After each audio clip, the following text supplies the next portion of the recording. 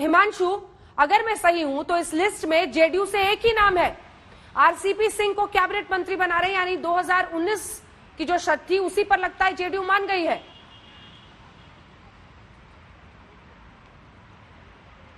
देखिए, बिल्कुल आरसीपी सिंह को अगर मंत्री बनाया जा रहा है और बाकी 3 नाम जो चर्चा में थे, चंदेश्वरी हो या फिर रामनाथ ठाकुर हो और या फिर कामत हो, इन तीनों को जगह नहीं दिया, यानी कि बात नहीं बन पाई है जेडीयू के साथ।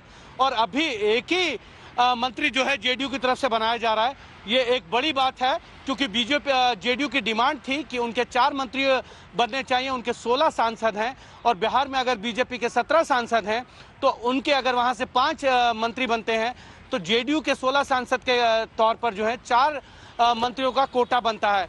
लेकिन शायद बात नहीं बन पाई और आरसीपी सिंह सिंगल मंत्री बनने जा रहे हैं कैबिनेट के। बाकी ये कह सकते हैं कि जेडीयू के लिए अभी विंडो बंद है। आगे अगर कभी विस्तार होगा और सहमतियां बन पाएंगी तभी जो है जेडीयू के और मंत्री जो है वो कैबिनेट के अंदर शामिल हो पाएंगे। लेकिन फिलहाल के लिए सिर्फ आरसीपी सिंह आ रहे हैं। हाँ, और पशुपति पारस एलजेपी से। हाँ, 2019 की शर्त पर मानना पड़ा जेडीयू को। हाँ। नीतीश कुमार का पिछले 2019 के आसपास स्टैंड क्या था?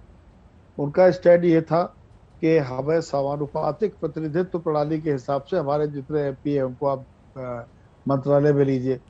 लेकिन बीजेपी का स्टैंड क्लियर था कि हमने सबको एक एक कभी एकोमोडेट किया, आप भी आ जाइए। उसमें उनको लगता था कि मैं पासवान की पार्टी के बराबर आ जाऊंगा या अठावले के बराबर आ जाऊंगा। तो उन्होंने एक बहुत ही बढ़िया बात कही थी। उन्होंने कहा था कि हमारा समझौता प्रदेश के स्तर पर है, केंद्र के स्तर पर नहीं है। कल के आप उनके बयान को देखिए। उन्होंने एक बात तो ये कही कि आरसीपी पार्टी के अध्यक्ष हैं, वो तय कर रहे हैं। दूसरी बात उन्होंने कही कि पिछली वाली स्थितियां अब नहीं रही। इस बात को गौर कीजिए, आपने बिहार का इलेक्शन बहुत ही कायदे से कवर किया था अंदर तक जा। पिछले वाली स्थितियां अब नहीं रही, यही जवाब है। पिछली वाली स्थितियां अब नहीं रही। जल्दी से एक बार फिर से अपने दर्शकों को जरा दिखा दें जिस पर हम चर्चा करेंगे। यूपी और गुजरात, अगर अब हम देखें तो कुछ ऐसे मंत्री हैं अशोक जिनका प्रमोशन एक तरह से हुआ है, जिसमें आप देखें किरण रिजिजू हो, अनुराग ठाकुर हैं, जिनको तो हम माने कि जो रिपोर्ट कार्ड जिसके बारे में जानकारी यही आई, आप भी बता रहे हैं कि पीएम ने खुद सबका काम रिव्यू किया है, उसमें ये टिक मार्क वाले हैं। बिल्कुल अंजना, किरण रिजिजू हो, आरके सिंह और ये आपका अनुराग ठाकुर का एमओएस फाइनेंस में अच्छा परफॉर्मेंस रहा। वो निर्मला सीतारमण जब प्रेस कॉन्फ्रेंस करती थी तो उनके साथ बैठ करके वो हिंदी में उनका अनुवाद भी किया करते थे और ओवरऑल परफॉर्मेंस उनका रिव्यू करने के बाद ही उनको प्रमोट करने का फैसला किया गया। और किरण रिजिजू स्पोर्ट्स मिनिस्ट्री के साथ साथ उनको जब श्रीपद नायक का एक्सीडेंट हुआ उसके बाद आयुष मंत्रालय भी उनको दिया गया था।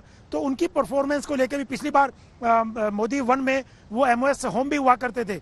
इसकी वजह से उनको जो परफॉर्मेंस रिव्यू करने के बाद ये हुआ कि उनको प्रमोट करना चाहिए। आरके सिंह, उनको भी प्रमोट किया करने की बात हुई है कि वो पहले होम सेक्रेटरी भी हुआ करते थे, फिर उनको पावर मिनिस्टर बनाया गया। तो उनका जो ट्रैक रिकॉर्ड है वो एक परफॉर्मर के तौर पे देखा जाता है, तो उनको भी प्रमोट करने की बात है। और रूपाला, हम जो अभी बात कर रहे थे गुजरात से, उनको प्रमोट करने की बात है। मांडविया को प्रमोट करने की बात है।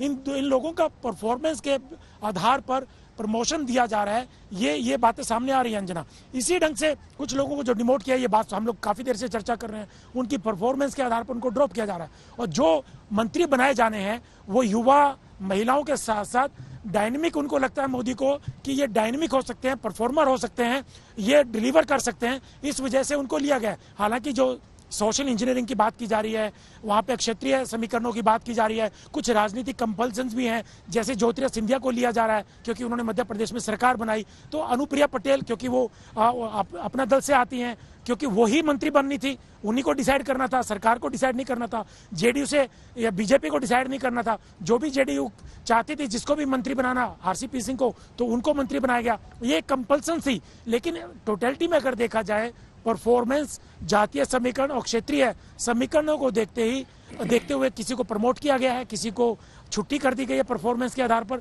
तो टोटलिटी में मोदी की यही एक कोशिश है, एक मैसेज ये देने की कोशिश है, सोशल इंजीनियरिंग, क्षेत्रीय संतुलन के साथ साथ परफॉर्मेंस और डिलीवरी, ये एक पूरा करने की कोशिश की गई है इस कैबिनेट एक्सपेंशन के थ्रू।